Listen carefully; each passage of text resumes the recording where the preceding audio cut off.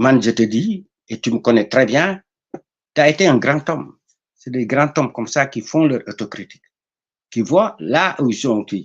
Parce que dans le ben tour groupé, parce que ma bëgg a préciser pour ñi nga xam ne ñu ngi ñu seetaan invité laa woon ci Seneweb ñu laaj ma Ousmane Sonko a trahi le panafricanisme ma wax leen la ma ca xalaat ba pare wax leen ni tey ñi nga xam ne jël nañ leen comme des exemples ou encore les représentants du panafricanisme pour man ils ne le sont pas parce que man xam naa leen la ñuy def pour la plupart peut-être su may wax Nathalie Yamb ak comment il s'appelle Kémi Séba tax may wax ak seen groupe boobu ñoom Benazin et consort la ma xam ci ñoom mooy pour la plupart kenn amu ci liggéey peut-être ñi si seen jàng sori tuuti na ña ca des pour la plupart ay repris de justice lañu moo boobu yàgguma ci te leneen li ma xam ci ñoom mooy ci xeex ak ay affaire u yeneen ak yoo xam ne bugguma ko wax devant l'écran loolu laa xam ci ñoom mais bu fekkee ni tous les panafricains de Paris xalaat nañ ni Babacar tooñ na leen parce que dafa ne ñoom ñëpp amuñu liggéey déedéet waxuma loolu parce que kenn ci panafricains yoo xam ne miin naa ko mooy Nigmas wax naa sénégalais ne leen c'est un ingénieur en cybersécurité Abbas Barrow la même chose ainsi de suite bëri ngeen fa ñi ngeen xam ne ay activistes nañu te am liggéey mais ñi nga xam ne mooy ñi ñu wax les panafricanistes camerounais les panafricanistes pour la plupart ñi ñu may wax man fekk naa leen fi ñuy xeex pour séddoo bi leen jox te dañuy dem ci ambassades yi ñu di leen jox wéccet loolu man maa ko fekkee te man maa ko témoigner donc loolu laa bëgg ma préciser pour ñi nga xam ne comprendre ñu li ngay wax ni la léegi. non xam nga après man on s'est retrouvé man yow Nigamas ak Abbas Barrow tout à l'heure pour toute affaire bi man def naa benn live wax ko wax gars yi pour ñu comprendre mais que Ousmane Sonko a trahi le panafricanisme pas encore il y a des points à éclaircir te duñ ko ci bàyyi te yaakaaruma ko mais c'est très vite dit il faut être patient yaa ngi dégg même man Père Bamba Gueye Lindor une autre question tey fan moo war a nekk le centre du panafricanisme ou bien la capitale du panafricanisme est-ce que Ouagadougou lay nekk est-ce que Bamako moo war a nekk le cœur du panafricanisme ou bien mën nañ ko indi Dakar je m'explique le Sénégal a un problème avec le Burkina par exemple parce que ñun dañu ne on ne changera pas un maître par un autre maître duñu dàqe France pour jël Russie moo tax ñun Sénégal tey ñu ñuy xas tey ñu ñuy ŋaññi les pères du panafricanisme ñoom lan moo doon tey buñ doon ñëw di choisir la capitale du panafricanisme Dakar lay doon wala Bamako. gis nga li nga wax dama ci d'accord ak yéen y a pas de France y a pas de Russie y a pas d'Amérique 100% mais y a pas aussi Mugabe suma doom ji mu ngi jóge ci Mugabe Ousmane d'accord merci c'est un réactionnaire Kagame pas Mugabe Kagame ouais, Rwanda là Kagame donc Kagame, tu vois Kagame voilà Kagame hein 5e mandat lay lorgné ñun on s'est battu contre oh mais oui on s'est battu contre 3e mandat de Macky Sall il est venu voir Diomaye qui cette ligne là ne passera pas au Sénégal ñun on va pas élire un président à vie c'est ce qu'il fait à mon peuple congolais et tous ces trucs là on est des vrais panafricanistes Kagame Ousmane mon petit là non c'est du référence bon beneen bi par rapport ak li nga wax bés bu ma xamee ne mu wóor ma man je ne suis pas là en disant soupçonneux là di démarrer en un quart de tour di waaxu au bout de 3 mois benn affaire daal fi mu nekk nii si la taxaw mooy par rapport ak l'Assemblée nationale yaa ngi dégg il y a 2 points parce que man quand même on va pas me parler de vision programme comment il s'appelle projet quand même man aw ma biberon suñu ma nampale biberon wenn laa namp ok donc entre ça si je vois la situation bi am Assemblée nationale en ballottage défavorable c'est la pratique individuelle de Ousmane Sonko qui a amené ça à cette situation. Avec ces calculs de coalition-là. Là où il se retrouve encore aujourd'hui. Ça n'a pas servi de leçon. Qu'est-ce qu'on fait maintenant? Parce que maintenant, pour moi, Ousmane Tay, je viens de sortir d'une élection présidentielle avec 55% pratiquement que mon peuple m'a donné. Même si je suis député à l'Assemblée nationale, je vais faire sur mon discours politique général devant la majorité. Je retourne vers mon peuple de suite en lui disant le programme.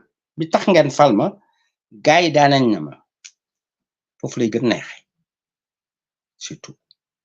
Mais de me reculer. Je ne vais pas promettre une chose, et ça m'a gêné. Le fait que on gagne avec un programme, nous élire nous, maintenant, programme bi dina ko guenné en septembre. Il ne faut pas jouer avec les mots.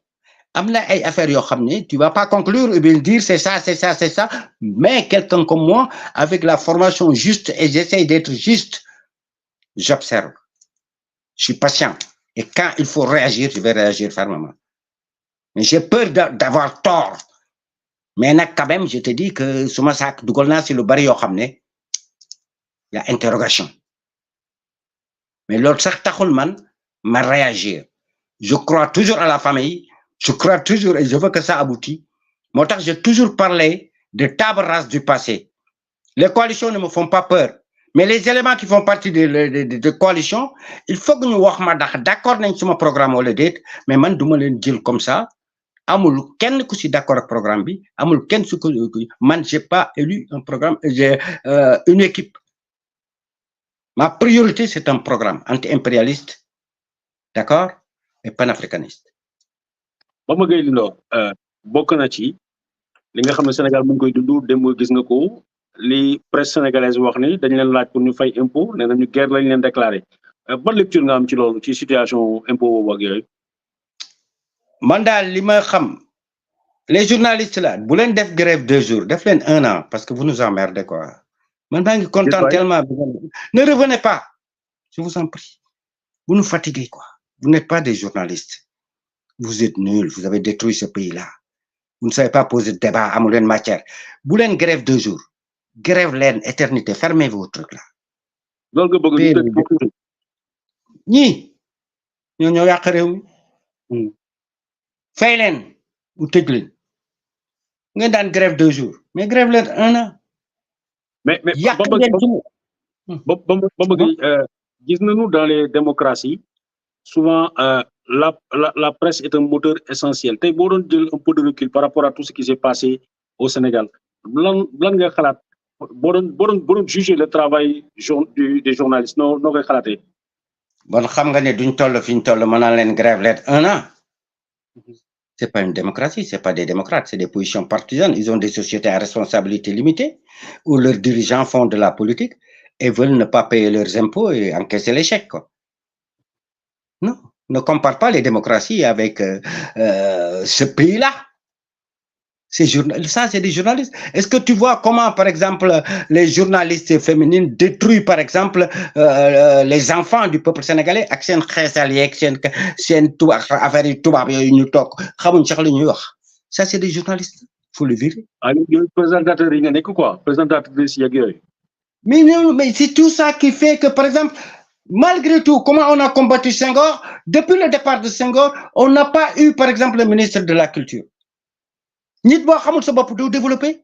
Man, c'est grâce à Senghor que je connais la nation nègre et culturelle. J'ai connu avec Festival mondial des arts nègres. J'ai connu avec les émissions du temps de Senghor, le roman des grands chanteurs noirs, Cootie Williams, Miles Davis, Charlie Parker. Est-ce que tu vois? Telenews Monk. D'accord? Depuis Senghor, malgré tout, la culture, c'est très important. Moi, tu veux que mes petites filles regardent cette télé et aient envie d'aller cacher leurs cheveux, jënd ay perruques, xéssal. Non, j'ai pas envie de ça. Je les dégage. Je les dégage. On va revenir à la politique.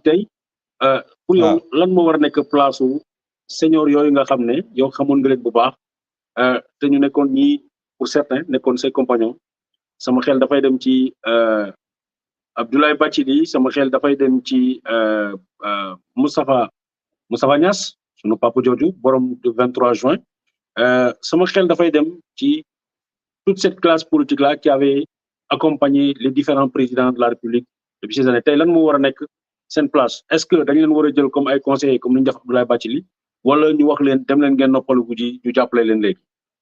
Ouais, non, Abdoulaye Bathily amul jom. C'est comme comment il s'appelle là, l'autre qui faisait appel du pied, Modignan ou quelque chose comme ça. Hein? Ouais. Amul jom. Mais Modignan, il s'est battu pour cette alternance aujourd'hui. Il a été au front. Où il était à l'époque de Abdou Diouf? Où il était à l'époque de Abdoulaye Wade? D'accord? Où nous étions? Bathily était où? Qu'est-ce qu'ils nous ont fait, Bathily dans Sokho et tout ça? Avec Moustapha dans le cadre des assises nationales, avec Benno Siggil Sénégal? Demande à mes camarades avec Benno Alternative 2012 comment ils les ont entubés jusqu'au train. Après, ils ont accompagné Macky Sall jusqu'au bout. Ma ñëw léegi suma doom di ko jël Ousmane dégguloo ma de que Bathily a joué là-bas, il a remplacé qui Moustapha Cissé Lo CEDEAO, hein? Cette équipe de bouffons là, voilà d'impérialisme français. Qu'est-ce qu'il fait à côté de Ousmane? Non. Attends, méfie-toi mon bébé. Doomu jàmbur Ousmane, doomu jàmbur. Sa papa xeexal na la de mais ñàkkul fay de.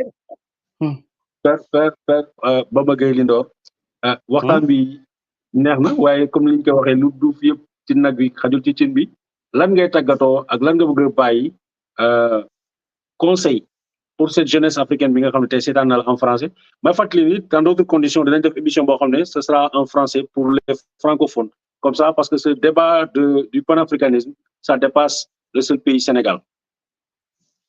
Man, je m'adresse à mes enfants, mes petits-enfants. Allez lire, regardez. D'accord? Moi, ce que je vous dis, vérifiez, venez, on va débattre. Ne me suivez pas. Vous êtes des cancres, xamulen dara. Aujourd'hui, vous avez tout. Nous, à notre temps, amuñ ko won, sen baay amuñ ko won. Vous êtes des paresseux. Ay fenek teesanteeg jalousie rek ngeen am.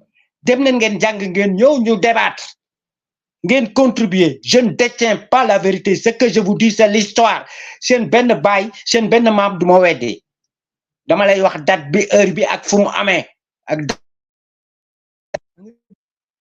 tout la lay wax sama doom yi loolu lay wax sama doom yi yaa ngi dégg loolu laa leen di ñaan te man nag Babacar ma benn question boobu yow xam nga ko yow Fadel yow Abbas Nigamas ak yëpp suma morom ngeen ñu mu nekkee seen baay bu ñuy wax politique suma morom ngeen xam ngeen ko tey bi ma defee suma live quand on s'est retrouvé Dakar j'aurais bien aimé Sénégalais yi gis ñu waxtaan ñu yow ni nga ñu ngi doon bëgg a oo ñeneen sax dëgg la wala du dëgg man duma leen gaay yi topp leen nag gaay yi lu ngeen xalaat expérience boobu ak expertise boobu nu amee foofu biir Paris il faut que ñu mën a profiter ba le maximum de Sénégalais xam loolu nga xam ne ñun xamee nañ ko foofu dana permettre ñeneen ñu bañ a tarxis ci le piège des panafricanistes surtout. kooku buñ ko tegoon léegi laajal Abbas wax naa ko ma wàcc à Paris 15 jours buñ ko tegee yaa ngi dégg y a un boulevard devant nous. Inch'Allah. xam nga ko. tu connais bien la place. xam nga ko. gars yi xam nañ ko. yal na la yàlla sàmm bonne continuation. merci père merci maa ngi lay ñaanal jàmm di ko sàkku ci yow di wax sénégalais yi lii moo nekkoon kenn ci ñi nga xam ne c'est les pères du panafricanisme aujourd'hui en France ñi nga xam ne inspiré na jeunes yu bari mais tax muy ni ko Bamba Gueye Lindor dafa di moom ma xamale ak ñoom Nathalie Yamb moom moo ñu xamale jeunes ñi ngeen xam ne tey ñoom ñooy woote panafricaniste ba ñu mel ni bëgg nañu gëmloo lu ñuy kër gi ñu nekk ak suñu njiit yi baaxunu ñoom seeni xalaat ñoom la or comme ni ma leen ko waxee ku xamul ni jaayam ku xamul baayam ku xamul lu mu war a wax ak fu mu war a toog ñoo xam ne ay repris de justice lañu pour la plupart c'est ay question de buñ nekkul ci ay trafic de drogue ay affaire de vol la ak yeneen yoo xam ne bëgguma ko wax fii pour man du ñooñu war a wax naka la ñu war a mënee tenir suñu continent donc témoin bu vivant parce que dafa gisoon l'ascension de ces jeunes là moo tax ma invité ko mais comme ni ma ko waxee ci plateau Seneweb dinañu invité ñeneen ñu mën a prononcer sur le sujet de l'actualité du panafricanisme surtout parce que dañ leen ko bëggoon a bàyyee mais foog nit ñi wax jooju weesu na ñu bàyyi leen ko ñoom kenn ñu monopoliser débat boobu donc mbokk yi loolu mooy li ma leen indiloon tey ma di leen ñaanal jàmm di ko sàkku ci kenn ku ne si yéen di leen jox dig daje incha allah ci kanam.